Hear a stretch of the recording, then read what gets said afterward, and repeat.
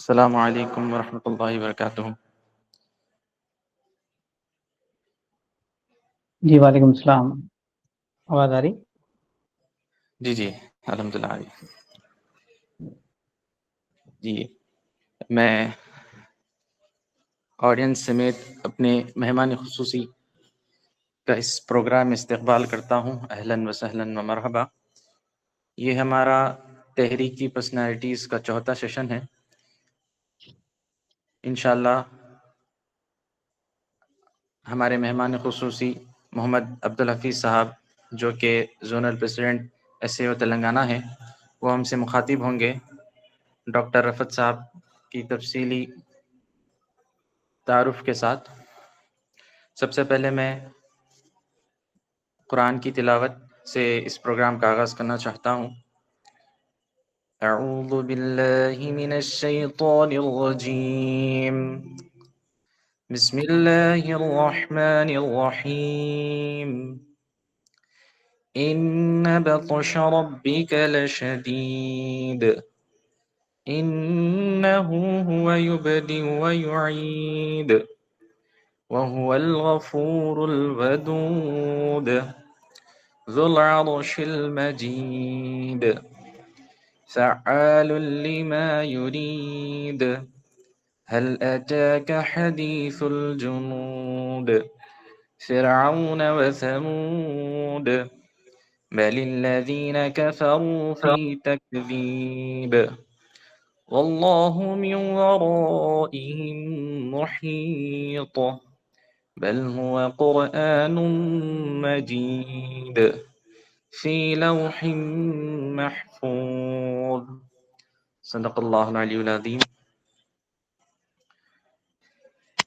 بلا تاخیر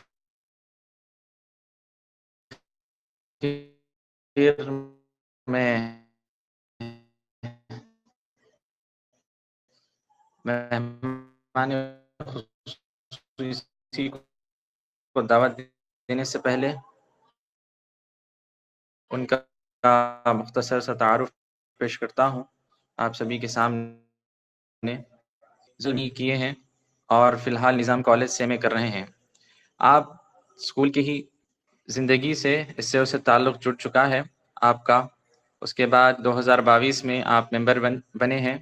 پچھلی سالوں میں سٹی پریزیڈنٹ ایس اے او حیدرآباد کی ذمہ داری بھی نبھا چکے ہیں اور نیشنل سیکریٹری بھی رہ چکے ہیں۔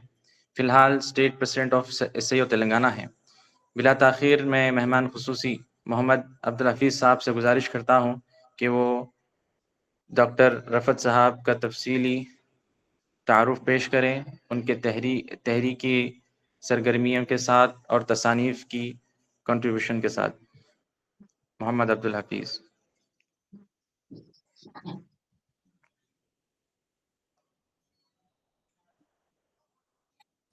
بسم اللہ الرحمن الرحیم۔ آواز کلیئر ہے؟ جی کلیئر ہے۔ الحمدللہ رب العالمین والصلاة والسلام علی رسولہ الکریم، اما بعد۔ قال اللہ تعالیٰ فی القرآن المجید والفرقان الحمید، فاعوذ باللہ من الشیطان الرجیم، بسم اللہ الرحمن الرحیم۔ عباد الرحمن الذین یمشون علی الارض ہونا واذا خاطبهم الجاہلون قالوا سلاما، صدق اللہ العظیم۔ عزیز ذمہ داران جامعہ شانتا پورہ مردو یونٹ اور ممبران اور اس پروگرام میں شریک رفقا، السلام علیکم ورحمۃ اللہ وبرکاتہ۔ مجھے یہ پتہ چلا ہے کہ آپ لوگوں کی جانب سے تحریکی جو ہمارے قائدین رہے ان کی سیریز چلائی جا رہی ہے، تو اور اسی سلسلے کی ایک کڑی ہے۔ میں اس سے پہلے کہ ڈاکٹر رفعت صاحب پہ بات کروں کچھ 1-2 منٹ اس پر بھی، اور اس سے پہلے تھوڑا سا کریکشن یہ کہ میں 2012 میں ممبر بنا تھا، 22 شاید آپ غلطی سے بولے۔ میں یہ بتا رہا تھا کہ ہم لوگ تحریکی قائدین پہ کیوں گفتگو کرنا چاہیے اور موجودہ دور کے اسلامی شخصیات پہ کیوں گفتگو کرنا چاہیے۔ اگر یہ تھوڑا سا ہمیں کلیئر رہے تو میرے خیال سے سیریز میں بھی آپ کو آسانی ہوگی، اور بطور خاص آج جو تحریکی قائد پہ ہم گفتگو کرنا چاہ رہے ہیں ڈاکٹر رفعت صاحب، ان سے بھی ہمیں انسپریشن ملے گا۔ پہلی بات یہ ہے کہ خود اللہ کے نبی صلی اللہ علیہ وسلم نے ہمیں بتایا کہ اللہ تعالیٰ ہر دور میں ہر صدی میں ایسے لوگوں کو اٹھائے گا جو اس کے دین کو زندہ کریں گے، تجدید کا کام کریں گے۔ اور ایسا ایک فرد بھی ہو سکتا ہے، کئی افراد بھی ہو سکتے ہیں، اور کئی اور تحریک بھی ہو سکتی ہے جو تجدید کا کام کرے۔ تو اس میں جو ایک حکمت نظر آتی ہے وہ یہ ہے کہ قرآن مجید اور اللہ کے نبی صلی اللہ علیہ وسلم کی سنت، یہ سب جو ہے ہمارے پاس ہمیشہ جب سے موجود ہے اور ہمیشہ بھی آگے بھی موجود رہیں گی۔ لیکن اس بات کی ضرورت محسوس ہوگی کہ ہم ہر وقت اس کے دین کی تازگی کو محسوس کریں، اور اس تازگی کو آگے لے کے جانے والی جو شخصیات رہیں گی، جن میں کسی نہ کسی پہلو سے اس دین کی تازگی کے لیے کام ہمیں نظر آتا رہے گا، تو وہ ہمیں انسپریشن دیتی ہے، اور وہ ایک پریکٹیکل انسپریشن ہوتی ہے۔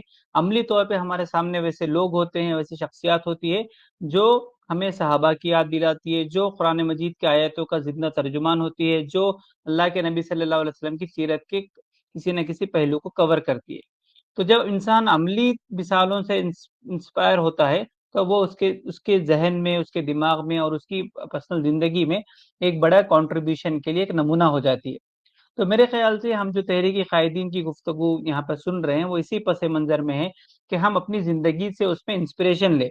یہ کوئی دور دراز کے 400 سال، 500 سال، 1000 سال قبل کے لوگ نہیں ہیں، بلکہ انہوں نے 1400 سال پہلے کے پیغام کو بھی لیا ہے، اور آج کے زمانے میں، آج کے اس 21ویں صدی میں، 20ویں صدی میں اللہ کے دین کے کام کو آگے بڑھایا ہے۔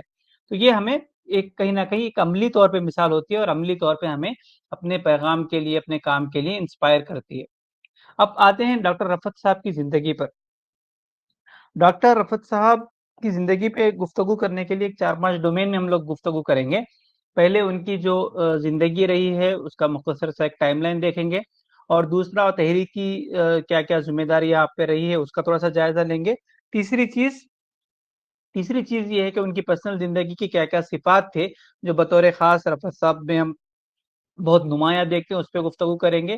چوتھا جو ان کا علمی کام کے سلسلے میں جو رویہ اپروچ تھا اس پہ گفتگو کریں گے۔ پانچواں ان کے آخر میں ان کی تصانیف کے سلسلے میں گفتگو کریں گے انشاءاللہ۔ تو یہ 5 چیزوں پہ ہم لوگ گفتگو کرنا چاہیں گے۔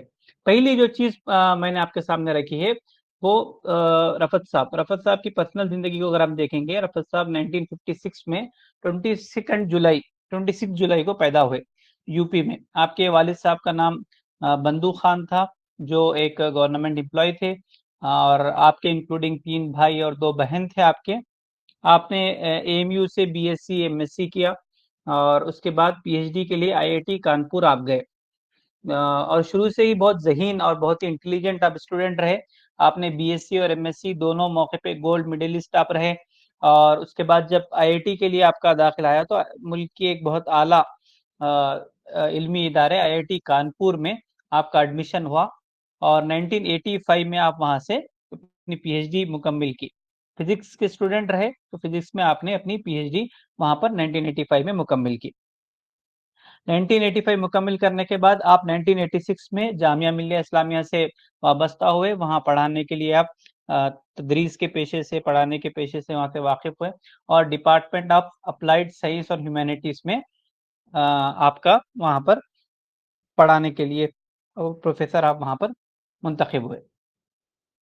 یہ آپ کی پرسنل زندگی کا ایک چھوٹا سا ٹائم لائن ہے۔ 2021 8 جنوری کو آپ کا اس دنیا سے انتقال ہوا۔ اگر ہم تھوڑا سا تحریکی زندگی پہ آپ کے نظر ڈالیں، تحریکی زندگی آپ کی جو ہے آپ کے اسٹوڈنٹ لائف سے ہی شروع ہوتی ہے۔ جب آپ اسٹوڈنٹ تھے ایم یو میں تو وہاں پر ایک تنظیم چلتی تھی جو اتفاق سے ہماری جو ایس آئی او ہے اسی نام سے ایس آئی او وہاں پہ چلا کرتی تھی۔ یہ ہماری جو ایس آئی او 1983 سے وہ اس وقت کی نہیں تھی، بلکہ ڈاکٹر نجات اللہ صدیقی، محمد احمد اللہ صدیقی، یہ لوگوں نے جو شروع کی تھی وہ ایس آئی او، اتفاق سے اس کا نام بھی ایس آئی او ہی تھا۔ 1972 میں آپ ایس آئی او سے وابستہ ہوئے، اور اس کے بعد اسٹوڈنٹ اسلامک موومنٹ سے بھی آپ وابستہ رہے، اور اس کے نیشنل پریسیڈنٹ بھی آپ رہے۔ 1977 سے 1979 تک آپ اس کے نیشنل پریسیڈنٹ رہے۔ اس کے بعد پھر آپ پہ 1981 میں بھی پھر سے ذمہ داری آئی۔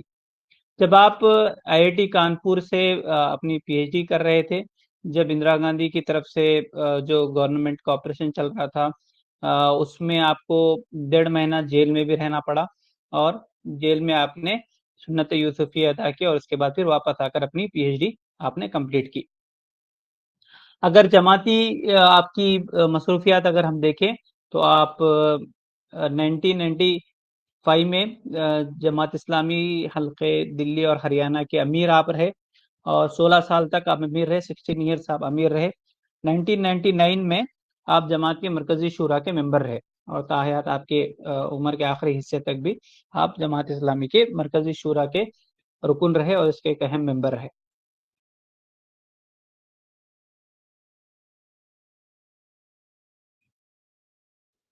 اسی کے ساتھ ساتھ رفعت صاحب جو ہے اپنی ذمہ داریوں کے ساتھ جماعت کی نو کے نام سے اس کی آپ نے ادارت سنبھالی، اس کے ایڈیٹر آپ رہے 2009 سے، آپ اس کے ایڈیٹر رہے۔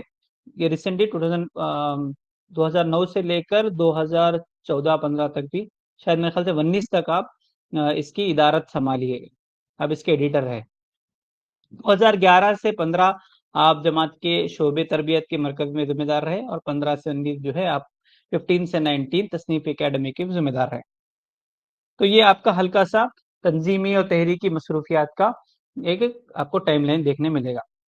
اس کے بعد ہم آتے ہیں آگے بڑھ چڑھ کے جو ہمارے پروگرام کا ایک اہم عنوان ہے، جو رکھنے کا مقصد ہے کہ ان کی زندگی سے ہمیں کیا سبق ملتا ہے۔ ڈاکٹر رفعت صاحب اپنی زندگی میں بہت بڑے بڑے اچیومنٹ کیا۔ آپ ملک کی اعلیٰ یونیورسٹی سے آپ نے تعلیم حاصل کی، اور ایک بہت بڑی یونیورسٹی میں آپ پروفیسر رہے، لیکن رفعت صاحب کی پرسنل زندگی جو ہے بہت سیدھا سادہ تھی۔ آپ کے بارے میں بہت مشہور تھا کہ آپ ایک صوفی کی طرح زندگی بسر کرتے ہیں، بہت بہت سادگی کے ساتھ۔ کوئی ان کو پہلی نظر میں دیکھ کے یہ نہیں بولتا تھا کہ وہ ایک بڑے یونیورسٹی کے پروفیسر ہیں، بہت سیدھا سادہ اپنی زندگی کو مینٹین کرتے تھے۔ جو ہم احادیث میں سنتے ہیں کہ ہم اللہ تعالیٰ سے دعا کرتے ہیں کہ اللہ ہمیں بے نیازی عطا فرما، غنی بنا، تو اس کا ایک بہت ہی پریکٹیکل ماڈل ہمیں رفعت صاحب کی زندگی میں محسوس ہوتا ہے کہ دنیا اس کی چیزوں سے بالکل ایک بے نیازی آپ کے پاس تھی۔ آپ کوئی چیزوں میں آگے بڑھ چڑھ کے دنیا کی جو چاہت ہوتی ہے اس کو دل میں محبت میں بسانا ہوتا ہے، وہ آپ کی زندگی میں تھوڑا بھی ہمیں نہیں ملتا، بلکہ بڑے بڑے عہدوں پہ بڑے بڑی چیزوں پہ آپ وابستہ رہے، لیکن اس کو اپنے پیر پہ، اپنے پیر کی ٹوکر پہ آپ نے رکھا۔ یہ بہت امپورٹنٹ میرے خیال سے لرننگ ہے۔ انسان کے پاس یہ ہوتا ہے کہ انسان کو جب کوئی چیزیں نصیب ہو جاتی ہے، جب انسان اپنی زندگی میں آگے بڑھتا ہے، بڑا عہدہ حاصل کرتا ہے، تو ہم دیکھتے ہیں کہ اس کے دل میں کہیں نہ کہیں اس کا تکبر آتا ہے، غرور آتا ہے، اس کا ایکسپریشن آتا ہے۔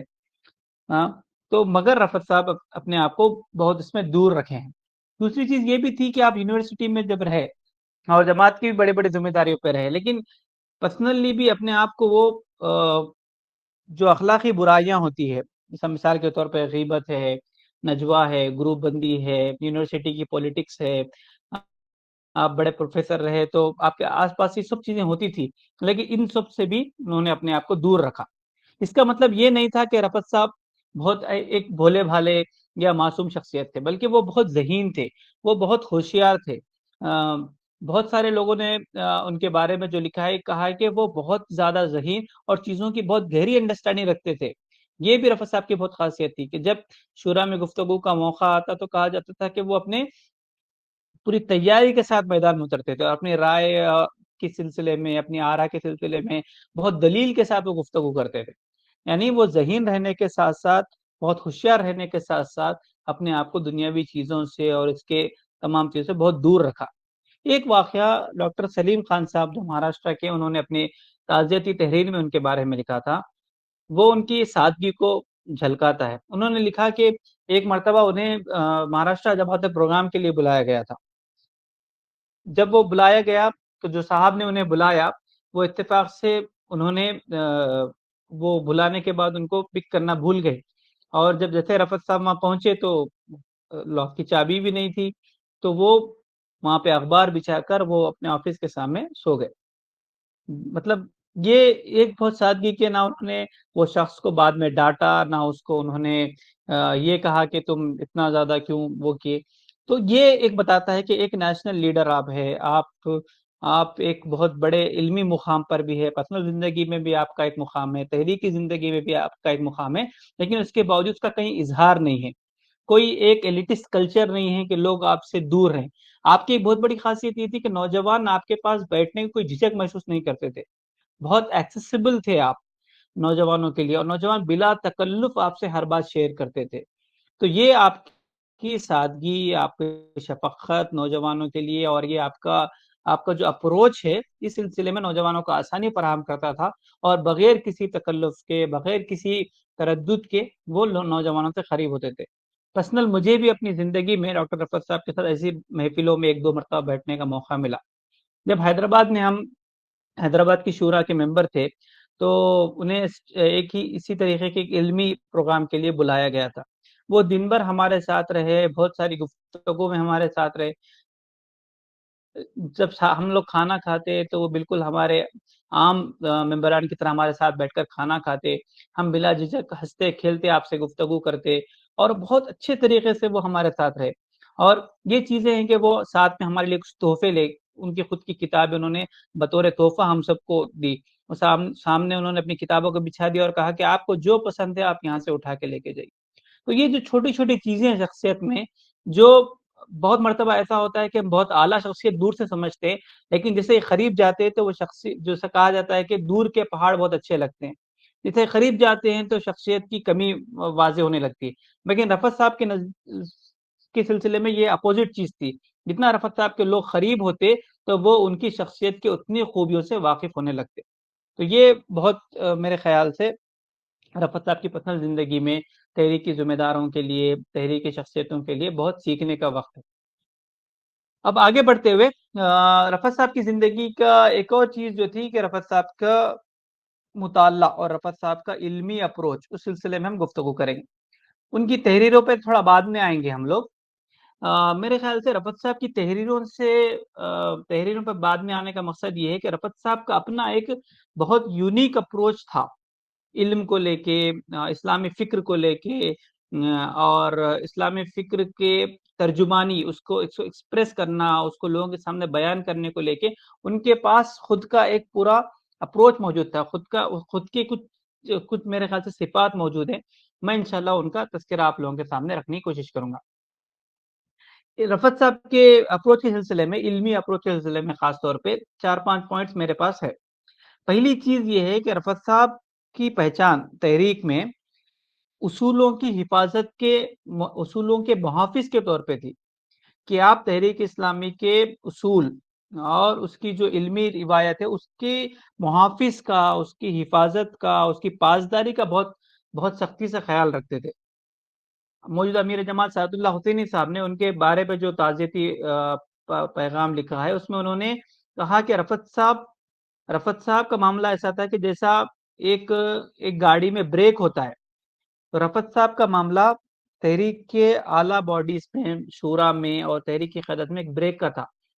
بریک کا مطلب صرف گاڑی کو روکنا نہیں ہوتا، انہوں نے آگے اچھے سے سمجھایا کہ بریک کا مطلب گاڑی کو صرف روکنا نہیں ہوتا، بلکہ اگر آپ کے پاس بریک ہو تو گاڑی کو بہت تیزی سے لے جا بھی سکتے ہیں، کیونکہ آپ کو یقین ہوتا ہے کہ آگے ہم لوگ بریک لگائیں گے اور کہیں کچھ حادثہ ہوگا تو ہم بریک لگائیں گے، اپنے آپ کو سنبھال کے آگے جائیں گے۔ اگر آپ کی گاڑی میں بریک نہ ہو تو آپ گاڑی کو تیز بھی نہیں بھگا سکتے۔ اسی طریقے سے رفعت صاحب کا ایک بہت امپورٹنٹ چیز یہ تھی کہ رفعت صاحب چیزوں پہ پکڑ بہت اچھے سے کرتے تھے، اصولوں پہ، اور کہیں کمی ہو رہی ہے، کسی چیز کی بیس موجود نہیں ہے تو اس پہ ان کی بہت گہری پکڑ تھی۔ رفعت صاحب کے سلسلے میں یہ بھی تھا کہ رفعت صاحب مولانا مودودی کے افکار سے بہت متاثر تھے، اور ان کے بارے میں کہا جاتا ہے کہ وہ اس کے بہت اچھے ترجمان تھے۔ حسن رضا صاحب نے ان کے بارے میں لکھا کہ جماعت اسلامی ہند میں مولانا صدر الدین اصلاحی صاحب کے بعد سب سے اچھا جنہوں نے مولانا مودودی کے فکر کی ترجمانی کی، وہ ڈاکٹر رفعت صاحب کا نام ہے۔ یعنی جماعت اسلامی ہند میں صدر الدین اصلاحی صاحب کے بعد سب سے بڑا نام ڈاکٹر رفعت صاحب کا ملتا ہے، یہ انہوں نے لکھا۔ میرے خیال سے ایک اور چیز جو رفعت صاحب کے بیان اور ان کی تحریر میں ہمیں ملتی ہے، وہ رفعت صاحب فکر کے سلسلے میں اور بولنے کے سلسلے میں بہت پرہیزگاری سے کام لیتے تھے۔ یعنی جو تقویٰ کا ڈیفینیشن ہم سنتے ہیں کہ تقویٰ کسے کہتے ہیں، تو کہا جاتا ہے کہ جھاڑیوں میں اپنے آپ کو بچا کے نکلنا، برائیوں کے جھاڑیوں میں اپنے آپ کو اچھے سے نکال لینا، اس کا نام تقویٰ ہے۔ تو یہ ہم سمجھتے ہیں عام طور پہ عمل سے ہی کرتے ہیں کہ اگر کوئی برائی ہو رہی ہے تو برائی میں نہیں جا کر اچھائی سے اپنے آپ کو چمٹ کے رکھنا، یہ تقویٰ ہے، یہ صحیح بات ہے۔ لیکن رفعت صاحب کے سلسلے میں یہ تھا کہ رفعت صاحب فکر اور مطالعہ اور اس کے اظہار، اس میں بہت تقوی کا خیال رکھتے تھے۔ اتنا تھا کہ وہ مغربی اصطلاحات کے سلسلے میں جو وکیبلری، جو اصطلاحات ہے، ٹرمینالوجیز ہے، اس سلسلے میں بہت احتیاط سے کام لیتے تھے۔ آپ ان کی تحریریں پڑھیں گے، آپ ان کے تقریریں سنیں گے، یوٹیوب پہ بہت ساری تقریریں موجود ہیں، تو آپ کو دکھے گا کہ وہ کہیں وہ جوش میں آ کے کچھ ادھر کی بات ادھر ایسا کر، ایسا کبھی نہیں ہوتا، بلکہ وہ بہت نپے تلے انداز میں بات کریں گے، بہت الفاظ کا بہت ٹھہر ٹھہر کے، بہت سلیکٹو اور بہت ہی مناسب طریقے سے استعمال کرتے ہوئے اپنی بات رکھیں گے۔ یہ رفعت صاحب کے سلسلے میں بہت ہی ایک اہم خاصیت تھی۔ آپ ان کی تقریریں سنیے، آپ ان کی تحریریں پڑھیے، بہت سلیکٹڈ الفاظ ہے، اور خاص طور پہ وہ مغربی اصطلاحات سے وہ اجتناب کا مشورہ دیتے تھے۔ ان کی جو آخری دنوں میں ایک تقریر ہے، تحقیق و تصنیف پہ آپ کو یوٹیوب چینل پہ ملے گی، تو انہوں نے کہا کہ ہمیں ساری مغربی اصطلاحات کو جو ہے اٹھا کے دریا میں ڈال دینا چاہیے، اور وہ کہتے ہیں کہ اس میں بہت سارا انتشار ہے، شر ہے، اور ہمیں قرآن و سنت کی روشنی میں اپنی عقل کا استعمال کرتے ہوئے نئی اصطلاحات وضع کرنا چاہیے۔ یہ ان کا ایک بہت ایک سوچا سمجھا اسٹینڈ تھا، جس پہ وہ اپنی زندگی بھر قائم رہے۔ تو ٹرمینالوجیز کے سلسلے میں ہو یا کوئی رائے کے اظہار کے سلسلے میں ہو، تو وہ اپنا پورا ایک فریم ورک رکھتے تھے، اپنا ایک پورا فریم ورک رکھ کر اس کے حساب سے گفتگو کرتے تھے۔ تو یہ رفعت صاحب کے سلسلے میں تھا۔ میں ایک مثال اور آپ کو دیتا ہوں۔ کسی نے ان سے سوال کیا کہ آپ جو ہے وومن امپاورمنٹ کے سلسلے میں کیا خیال رکھتے ہیں؟ تو انہوں نے پہلے اس اصطلاح پہ تنقید کی، انہوں نے کہا کہ ہم یہ جو امپاورمنٹ کی اصطلاح ہے اور وومن امپاورمنٹ جو لوگ کہتے ہیں، وہ تو ٹیکنیکلی، ایجوکیشنلی کچھ طریقے سے عورتوں کو آگے بڑھائیں گے، لیکن اسلام کس طریقے سے عورتوں کا مقام دیتا ہے، اور وہ کہتے ہیں کہ عورتوں پہ ظلم کا جو مسئلہ ہے اس کو کیسا ملٹیپل طریقے سے حل کرنا چاہیے۔ تو ان کے فکر میں بہت جامعیت تھی، ان کے فکر پہ بہت آپ کو کمپریہنسونیس بھی نظر آئے گا، اور بہت واضح طریقے سے وہ اسلامی نصوص کے حساب سے بات کرنے والے تھے۔ تو میرے خیال سے یہ بہت امپورٹنٹ ہمیں رفعت صاحب کے سلسلے میں ملتا ہے۔ وہ کتابوں کے متعلق سلسلے میں جب مشورہ دیتے ہیں تو وہ کہتے ہیں کہ آپ جب قرآن اور حدیث کو چھوڑ کے جو بھی کتابیں آپ پڑھیں، آپ اس کا کریٹیکلی جائزہ لیتے ہوئے پڑھیں، آپ ہر چیز کو مان نہ لیں۔ اور آگے کہتے ہیں کہ جب آپ خاص طور پہ غیر مسلم رائٹرز کی کتابیں پڑھ رہے ہیں، تب آپ اپنے فریم ورک کا خاص خیال رکھیں کہ آپ خدا کو ماننے والے ہیں، آپ رسالت پہ یقین رکھتے ہیں، آپ آخرت پہ یقین رکھتے ہیں، اس فریم ورک کے ساتھ آپ نئی کتابوں کی طرف جائیے۔ اگر آپ وہ فریم ورک کے بغیر نئی کتابوں کی طرف جائیں گے تو وہ کہتے ہیں کہ اس میں بھٹکنے کا بھی اندیشہ ہے۔ تو میرے خیال سے یہ جو انداز ہے عرفت صاحب کا کہ چیزوں کو صرف لے لینا نہیں، بلکہ اپنے معلومات کو ادھر سے ادھر سے جمع کر کے ایک انفارمیشن باکس بننا نہیں ہے، بلکہ وہ کہتے تھے کہ بہت سارے موضوعات ہی غیر ضروری ہے، تو وہ موضوعات کے سلسلے میں سلیکشن، اور خاص طور پہ ایسے زمانے میں جب کہ ہم نالج ایکسپلوژن کا زمانہ کہتے ہیں جس میں ہم رہ رہے ہیں، جہاں پر علم کی بہت تیز رفتار ہے، ہر قسم کا انفارمیشن اوور لوڈ ہے، اس میں میرے خیال سے آپ کا یہ مشورہ بہت امپورٹنٹ ہے کہ ہم بہت سلیکٹو پڑھیں، اور جب ہم پڑھیں تو ہم ہمارے فریم ورک کا خیال رکھیں، ہم قرآن مجید اور احادیث اور تحریک اسلامی کے جو لوگ رہے ہیں ان کے اس میں رکھے۔ ایون وہ کہتے تھے کہ تحریک اسلامی کے کوئی مفکر کو بھی ہمیں فائنل نہیں سمجھنا چاہیے، بلکہ قرآن و سنت کے دائرے میں رہتے ہوئے ان پہ بھی تنقیدی جائزہ لینا چاہیے۔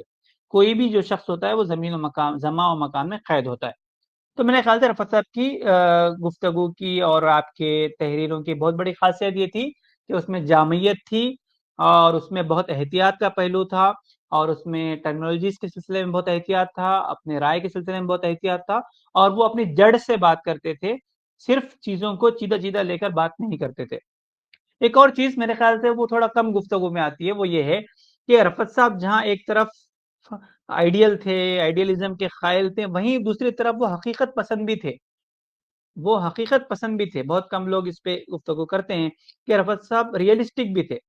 ایک مرتبہ کسی سے انہوں نے سوال کیا کہ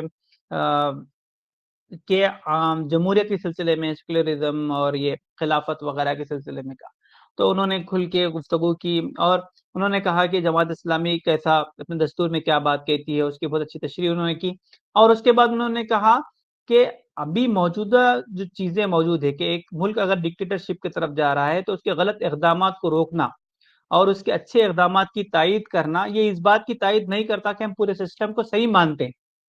تو یہ بہت اچھا میرے خیال سے ایک آپ پریکٹیکل بھی تھے اور دوسری طرف آئیڈیل بھی تھے۔ وہ کہتے تھے کہ ہم اس سسٹم کے بہت ساری چیزوں کو غلط مانتے ہوئے بھی اس کے جو غلط اقدامات ہیں اس کو روکیں گے اور جو اچھے اقدامات ہیں اس کی ہم تائید کریں گے۔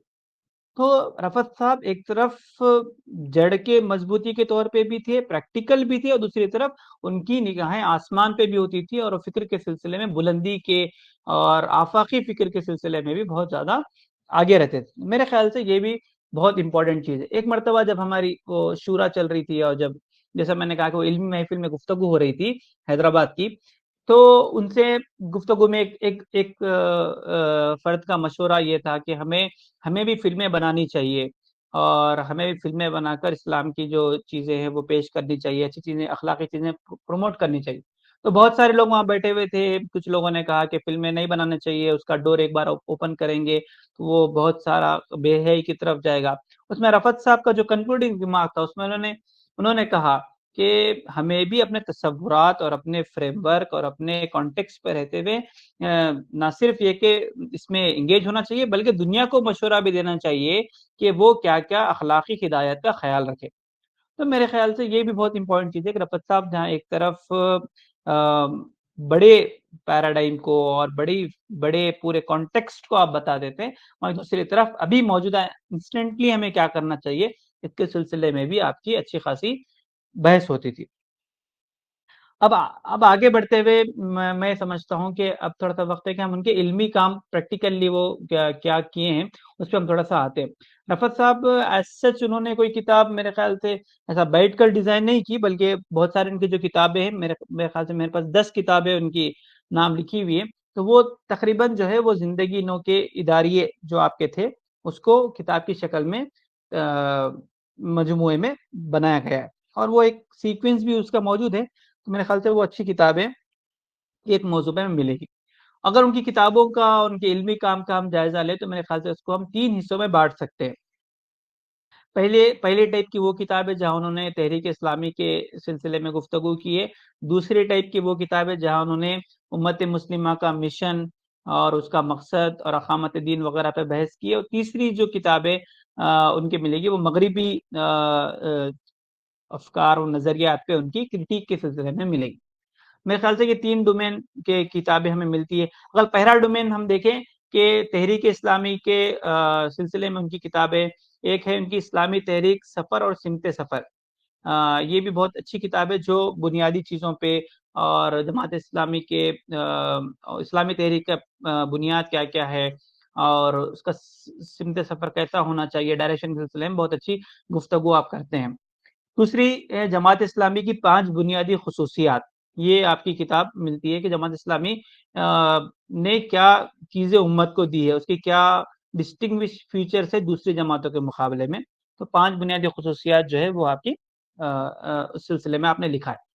اگر ہم دوسرے ٹائپ کی کتابیں جائیں جہاں رفعت صاحب نے لکھا ہے مشن کے سلسلے میں اقامت دین کے سلسلے میں، تو اس میں ہمیں 4 کتابیں ملتی ہے۔ ایک ہے امت مسلمہ مشن اور خود شناسی، میرے خیال سے یہ بہت امپورٹنٹ کتاب ہے اپنے موجودہ زمانے کے حساب سے بھی، جہاں انہوں نے امت مسلمہ کو صرف ایک نسلی گروہ نہیں بتایا بلکہ بتایا کہ وہ خیر امت ہے، لیکن خیر امت ہونے کے ساتھ ساتھ یہ ایک تہذیبی گروہ بھی ہے اور ایک مادی تقاضے بھی رکھتا ہے، تو اس کے پریکٹیکل کچھ تقاضے بھی ہے، ساتھ میں وہ خیر امت ہے، تو جو کام خیر امت کا ہے اس کا پریورٹی ہونا چاہیے۔ رفعت صاحب میں بہت اچھی بحث کریں، وہ بھی ہمیں پڑھنا چاہیے۔ دوسری کتاب ہے فرد، معاشرہ اور ریاست، تیسرا ہے امت مسلمہ کا نظام اجتماعی، چوتھا ہے دعوت اور جہاد عصر حاضر کے تناظر میں۔ میرے خیال سے یہ 4 کتابیں خاص طور پہ اقامت دین اور امت مسلمہ کے مشن کے اراؤنڈ گھومتی ہے، اس میں انہوں نے کھول کر کہ تحریک اسلامی کا یہ جو اقامت دین کا مشن ہے کہ فرد، معاشرہ اور ریاست، اس تینوں پہ انہوں نے بہت ہی اچھے طریقے سے گفتگو کی ہے، خاص طور پہ جو چوتھی کتاب ہے دعوت اور جہاد عصر حاضر کے تناظر میں، تو رفعت صاحب کا جہاد کے سلسلے میں بہت اناپولوجیٹک آپ کا سٹینڈ تھا، اور سلسلے میں بھی اس میں آرٹیکل آپ لوگوں کو دیکھنے کو ملے گا۔ جو مولانا مودودی کے الجہاد فی الاسلام وغیرہ کے جو نیریٹو ہے اس سے ملتا جلتا ہمیں ملے گا. تو میرے خیال سے یہ 4 کتابیں امت مسلمہ کے مشن کے سلسلے میں انہوں نے لکھی ہے. اور ایک جو میں نے کہا کہ ٹائپ جو مغربی نظریات پہ ان کی جو تنقیدی جائزہ ہے، اس میں ایک ہے علم و تحقیق کا اسلامی تناظر. اس کتاب میں انہوں نے ماڈرنٹی، پوسٹ ماڈرنٹی اور علم کا جو مغربی تصور ہے اور اسلام کا علم کا تصور ہے، اس سلسلے میں بہت اچھا طریقے سے لکھا ہے. میرے خیال سے میں اس حساب سے بھی یونیک ہے کہ ہمارے لٹریچر میں ماڈرنٹی، پوسٹ ماڈرنٹی وغیرہ پہ گفتگو بہت کم ملتی ہے. تو میرے خیال سے علم و تحقیق کا اسلامی تناظر یہ رفعت صاحب کی بہت اچھی کتاب ہے. بہت اچھی کتابوں میں سے اس میں انہوں نے اسٹیفن ہاکنگ وغیرہ کے تصور پہ بھی روشنی ڈالی ہے، اس پہ بھی کرٹیک کیا ہے. تو یہ خاص طور پہ آپ لوگ علمی ادارے سے بلانگ کرتے ہیں تو میرے خیال سے یہ کتاب سب کو پڑھنا چاہیے. دوسرا ہے عصر حاضر کے پرفریب نعرے. تو اس کتاب میں انہوں نے سیکولرزم، جمہوریت کی بحث ہمارے پاس صرف حاکمیت الہ اور حاکمیت جمہور یہاں تک رہتی ہے، اس سے آگے بڑھ کر انہوں نے بہت سارے ملٹیپل اینگل سے جمہوریت کے سلسلے میں روشنی ڈالی اور کہا کہ کہاں اس سے ڈس ایگری کرتے ہیں، کہاں پہ اس کے کچھ پہلوؤں پہ ہمارا اگریمنٹ ہے. اس کے کلچر کے سلسلے میں بھی گفتگو ہے اور بہت ساری چیزوں میں انہوں نے اس پہ گفتگو. سیکولرزم کے سلسلے میں بھی بڑی گفتگو ہے اور پلورلزم کے سلسلے میں اس میں گفتگو ہے. میرے خیال سے اصطلاحات وغیرہ کی بحث بھی اس میں بہت اچھی ہمیں عصر حاضر کے پرفریب نعرے یہ کتاب میں ملتی ہے. میرے خیال سے ایک اور کتاب ہے جو شاید یہ 3 ڈومین میں نہیں رہے گی لیکن آپ کے اس سیریز کے تعلق سے بہت میرے خیال سے مددگار رہے گی، جو انہوں نے رفیق منزل کے سیریز میں لکھا تھا، جس کو ہدایت پبلشر سے یہ پورے کتابیں مکتبے سے مل جائے گی. یہ جو آخری کتاب جو بتانے جا رہا ہوں وہ ہدایت پبلشر سے شائع ہوئی ہے، وہ ہے تحریک اسلامی کا سفر، فکر اسلامی کا سفر، راہ اور راہی. اس میں انہوں نے مولانا مودودی کے بعد کے جتنے بھی تحریک کے مفکرین ہند و پاک میں رہے ہیں اور اس کے بعد دنیا بھر میں ہیں تو ان کے سلسلے میں لکھا ہے. میرے خیال سے یہ بہت ہی مفید کتاب ہے اور بہت سمپل انداز میں ہر اسکالر کی اپنے اپنے اسپیشلٹی کو بتاتے ہوئے یہ کتاب لکھی گئی ہے. اور اس کتاب کے مقدمے میں انہوں نے اخوان المسلمین اور جماعت اسلامی کے جو ڈفرینسز ہے، ڈفرینس یعنی وہ ایک فکر رکھتے ہوئے بھی اس کے اپروچ میں کیا ڈفرینسز موجود ہے اسد البنا شہید اور مولانا مودودی کے قطب شہید اور مولانا مودودی کے اپروچ میں، تو انہوں نے اس کا ایک بہت اچھا مقدمہ باندھا ہے. اور اس کے بعد خرم راز رحمۃ اللہ علیہ، صدر الدین اصلاحی رحمۃ اللہ علیہ، امین حسن اصلاحی رحمۃ اللہ علیہ اور بھی بہت سارے شخصیات پہ انہوں نے ایون بہت ریسنٹ جو رہے ان کے سلسلے میں بھی انہوں نے اس میں روشنی ڈالی ہے. تو میرے خیال سے یہ کتاب آپ لوگوں کی سیریز کے اینڈ پہ آپ لوگوں کو ضرور اس کا مطالعہ کرنا چاہیے. اس کے علاوہ زندگی نو کے جو ادارے رہے آپ کے، جیسا میں نے کہا کہ 2009 سے آپ نے ادارہ سنبھالی، تو میرے خیال سے وہ زندگی نو کے ویب سائٹ پہ آپ کو مل جائیں گے، تو آپ کو ضرور اس کا مطالعہ کرنا چاہیے. انہوں نے خطبہ مدراس وغیرہ کی گفتگو کو اس میں رکھا، پھر جماعت کے دستور وغیرہ کی بھی وضاحت کے سلسلے میں اور بہت سارے ٹاپکس بھی ہیں جس میں انہوں نے کہا. اور خاص طور پہ یہ جو ادارے تحقیق و تصنیف کا جو نکلتا ہے میگزین، اس میگزین میں انہوں نے پوسٹ ماڈرنٹی پہ بھی بہت اچھی بحث کی ہے. اس کا بھی ہمیں مطالعہ کرنا چاہیے. اس کا ریفرنس بھی آپ کو مل جائے گا اگر آپ ادارے تحقیق و تصنیف کا دیکھتے ہیں. اس میں رفعت صاحب کے 2-4 بہت علمی مضامین ہم کو دیکھنے کو ملیں گے. میرے خیال سے رفعت صاحب کا ایک تو جو کتابوں میں آیا وہ تو موجود ہے، لیکن ایک اچھی آپ کا یہ بھی تھا اپروچ میں کہ آپ تقریر بھی جب کرتے تھے تو تقریر بھی ایسا لگتا تھا کہ کوئی ایک ریٹن تحریر دیکھ کے آپ پڑھ رہے ہیں. مطلب الفاظ کا استعمال بہت نفات اللہ استعمال بہت ہی سیکوینس میں موجود ہوتا تھا. اور کوئی ایک لیکچر آپ 30-40 منٹ کا سن لیں تو ایسا لگے گا کہ آپ کتاب پڑھ لی ہیں. تو اس حساب سے بھی آپ کے لیکچرز بھی یوٹیوب پہ بہت سارے موجود ہیں جس کو آپ سن کر بھی آپ لوگ بہت کچھ اپنے علم اضافے کا ذریعہ بنا سکتے ہیں. تو آپ انٹرنیٹ پہ سرچ کریے، جماعت وغیرہ کے چینل پہ ہے. اس کے علاوہ ایک چینل ہے تھنکنگ آؤٹ لاؤڈ بول کے، تھنکنگ آؤٹ لاؤڈ، یہ دلی کے کوئی صاحب چلاتے ہیں. اس پہ رفعت صاحب کے بہت سارے چھوٹے چھوٹے کلپس بھی موجود ہیں، اس میں بھی آپ بہت سارا کنٹینٹ سے استفادہ کر سکتے ہیں. تو بہرحال میں کنکلوژن میں آتے ہوئے یہ بتانا چاہوں گا کہ رفعت صاحب کی زندگی کے بہت سارے پہلو ہمیں سیکھنے کی طرف آمادہ کرتے ہیں.